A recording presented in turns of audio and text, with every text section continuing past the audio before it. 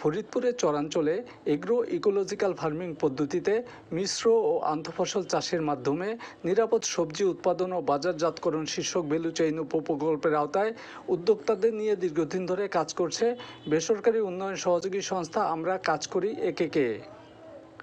উদ্যোক্তাদের উৎপাদিত নিরাপদ পণ্য নিয়ে অনুষ্ঠিত হয়েছে প্রোডাক্ট লঞ্চিং প্রোগ্রাম। বুধবার দুপুরে একেকে কার্যালয়ে আয়োজিত অনুষ্ঠানে প্রধান অতিথি হিসাবে উপস্থিত ছিলেন বিসিকের ডিজিএম মোহাম্মদ আহসান কবির। এগ্রো ইকোলজিক্যাল প্রোগ্রামের মোহাম্মদ ফুয়াদ হোসেনের সঞ্চালনায় অনুষ্ঠানে স্বাগত বক্তব্য রাখেন একেকে নির্বাহী পরিচালক এম.এ. জলিল। অনুষ্ঠানে অন্যান্যের মধ্যে উপস্থিত ছিলেন বিএসটিআইয়ের উপপরিচালক মোহাম্মদ কামাল হোসেন, সিনিয়র কৃষি বিপণন কর্মকর্তা Mohammad Shahadat Hossain, programme officer M A. Kuddus Mia. অনুষ্ঠানে উদ্যোক্তারা তাদের উৎপাদিত পণ্যের গুণগত মান তুলে ধরেন। এ সময় তারা নিরাপদ খাদ্য উৎপাদনে বেসরকারি উন্নয়ন সংস্থা আমরা কাজ করি একেকে সহযোগিতার প্রশংসা করেন।